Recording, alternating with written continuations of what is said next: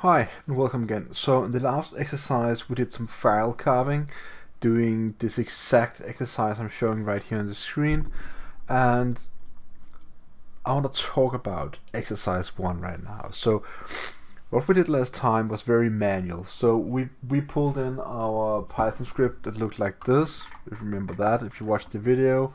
If you didn't watch the video where I used this Python script, please take a step back and watch the video before this one. And then you're gonna basically get up to date with the script that I'm even showing here on the screen. So exercise 1 can be a little confusing for many people when they see raw data for the first time. However, there are many different ways for you to work with raw data.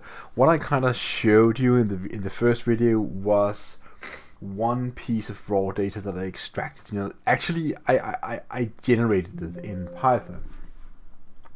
What I'm going to do now is I'm going to put in a USB stick, and very soon I'm going to do some USB stuff with you guys so you can see what kind of stuff can I extract from USB key, what does a quick format, what does a format do, can we extract files that are deleted, and all that. So many different things can be done. Remember when I talked about sniper forensics in some of the videos, in one of the videos where I gave you a quick introduction to digital forensics? Because when you're doing sniper forensics, basically you're aiming for some part of the disk. So you have all of this data, but you can only look at this part here because all of it is just too much. So you're really just aiming for the evidence, the thing here and now. So basically that's it. Let me just see. Main problems with file carving is that, well, it has really high time complexity. You cannot be solved and verified quickly, so it's very time consuming. You must try all possible combination of fragments and sectors. So that is true if you find some sort of, big chunk of data and you need to, if it's defragmented, it's a horrible job to do. But that is just, sometimes you just have to do it. There can be many unreadable and invalid and partial results. That's really true. And I want to stress the idea again that using really large, hard disks, it could be terabyte disk these days, it's just gonna, exhaust any time. So detecting the end of a file, that can be really difficult. Sometimes you can find the length of a file in the header of a file. Depending on the file format, you kind of need to read up on it. So it's very different from file to file. Also file version, when was it created? It is an old format, if it's like 1995 JPEG or 2016 JPEG. I don't even know if JPEG was there in the world in 1995. I have no idea, but basically, yeah, there are many different things you need to take care of when you're doing manual file carving. So I'm not gonna give you more exercises. What I'm gonna do right now is I'm gonna do some USB key work with you guys. I'm gonna show you a program called FTK Imager, which is one of the programs they actually use in the real life. So I'm just gonna pause the video pretty fast and get things started. Alright, so we're back and cracking. So as you can see, I have my old, well, not old, but normal hard drive here. It's a Windows machine. I zoomed in a lot, I think the original, this is probably what I see the most, but I just zoomed in for you guys. And then I inserted my USB stick. I'm gonna show it to you guys. This is the USB stick. It's some USB 3.0, 4 GB, transcend something, I'm gonna put that into my computer, and you can hear that the plug and play driver is recognizing it. There we have it, and it is named Untitled. Inside of this there's nothing, so basically let's pull in the program here called FTK Imager. Now you can go and basically type access data FTK Imager and download the latest version. It is free, you can use it for your own discretion. This program could do many different things, including capturing memory, that is called volatile data. So what I'm going to do now is go to File and add an evidence item. What I'm going to add here is a logical drive, because it is not something that's in my machine, it is a logical drive. You can also add images. I think it needs to be named .raw or something, if I don't mistaken. It is something you need to, you can just go and look it up. Anyways, I'm going to pick the logical drive, and from the list I'm going to pick the USB stick, which is formatted with an extended FAT format. Doesn't really matter, but it's the way it is. Then we're adding it, and we can see that we have our, let me see if I can zoom a bit on this. Let me just see properties. Did I say properties? Nothing came up. Interesting. Alright, so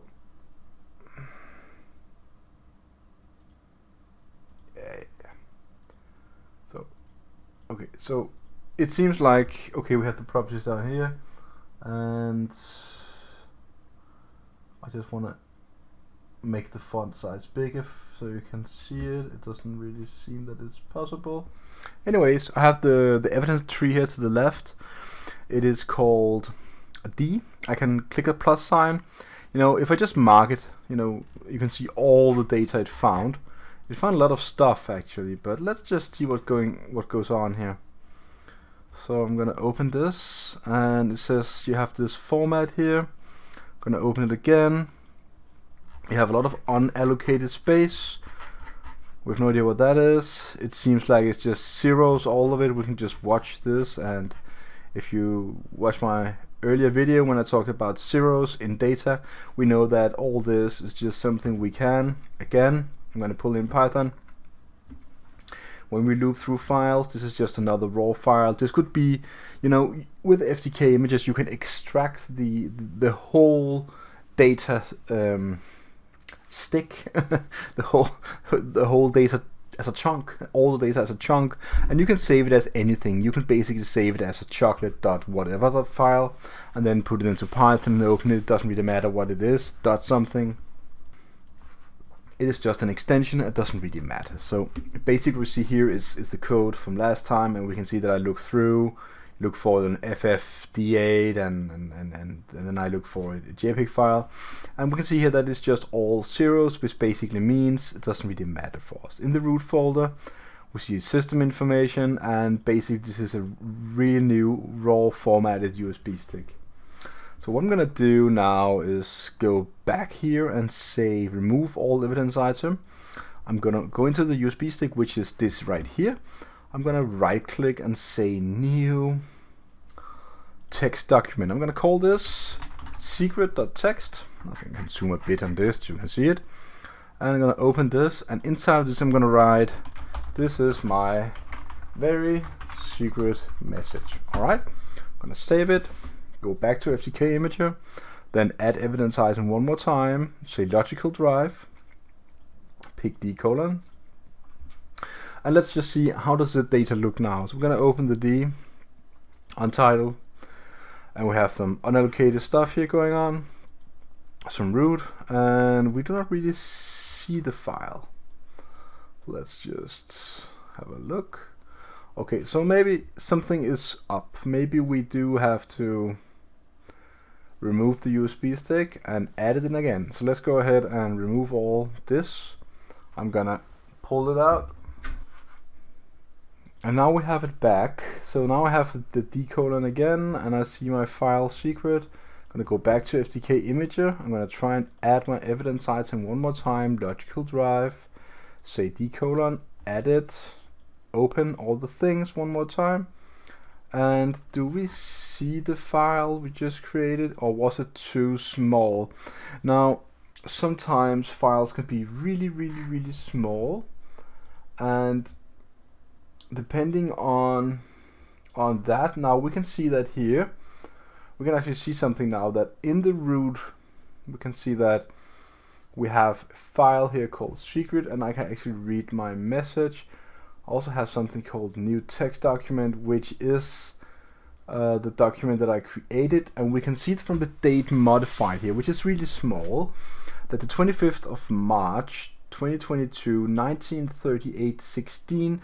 Then within 14 seconds I create a new document. So this document here, because I know I did this, I renamed it. So let's go ahead and remove all evidence item and go into this here. And what I'm gonna do now is basically I'm gonna delete this file here. So I'm gonna hold down Shift and press delete, which is a total deletion. What I'm gonna do now is basically just pause the video. So I briefly just took out the USB key and I put it in again. So in order to not show my beautiful desktop, I paused the video and restarted again. So now we see that we have the same decoder again. I'm going to go back to FTK Imager and say, well, I know that something might be on this USB stick, so let's try and recover the file. So I'm going to go to FTK Imager, add item data, logical drive, and pick the decoder. And one more time to do the same thing, open it, press the root, and now we see that even though that it's deleted, it is still there on the actual USB stick. So what is really going on here? Well, what is really going on is that, you know, the easiest way for any hard drive, and it doesn't really matter if it's a USB stick or SSD drive or an old slave drive, it's only deleted from the master file table, which is a table that store where files are located on the actual drive. So basically it says it's deleted. As you can see, there's a red cross over it. However, I can read it, I can right click, I can export it. The data is right here. So the deletion mode of just pressing down Shift and doing delete doesn't really work for a forensics case. You're gonna be able to export the data again no matter what. So let's go ahead and try a format. So I'm going to do this now. Go to remove the evidence data. I'm going to right click here and say format the USB stick. I'm going to do quick format, and yes, it is now quickly formatted. And I'm going to do the same thing again. So basically I just pulled it in and out. I'll just pause the video for a second. I'm going to go back to FTK Imager, add evidence item, logical drive, pick the decolon. And now I'm going to try one more time to see, did it actually delete stuff? So it seems that a quick delete would actually delete this file, which is, I wouldn't say I'm surprised. However, let's try with a larger file. So let's go ahead and pick a larger file. I'm gonna pause the video and find something bigger. Just a second. Alright, so I copied in the actual binary file of the FTK Imager program that I just downloaded. And what I'm going to do now is basically go back, remove the USB key, plug it in one more time, go there, and let's go ahead and add the evidence data to FTK Imager one more time, and pick the right drive, and just see what I see now. And what I see now is actually the file, which is right there. It is a size of 52 megabytes, and okay, so there we have it. Now let's go back and do a format of this. Let's do a quick format. Delete everything that is on the USB stick. I'm gonna remove it one more time. Put it in. Go back to FTK Imager. Add evidence item, logical drive. And one more time pick the same D drive. And then one more time we're gonna open and see if we can see the file. So it seems that a quick format in this particular example would actually remove the file. What we could try and do is, let me see, nope. It seems like most of it is gone. So in this case, a quick format, maybe it is because it's a small USB stick. It actually deletes stuff. But sometimes when you have a USB stick and you're gonna verify what's on it, not really most of the cases, people do not, format it, they just delete it, and basically that's a game over because you can always read the data. So in this video, I really hope that you learned something about how to extract data from a USB stick. This is not really about how to not find files or how to hide files, which is something I did do in a sense, you can say, but the idea was to showcase how to verify the data on the USB stick, and I created a small lab with my own USB stick so you can see what really happened after a quick format and some deletion. So until next time, take care.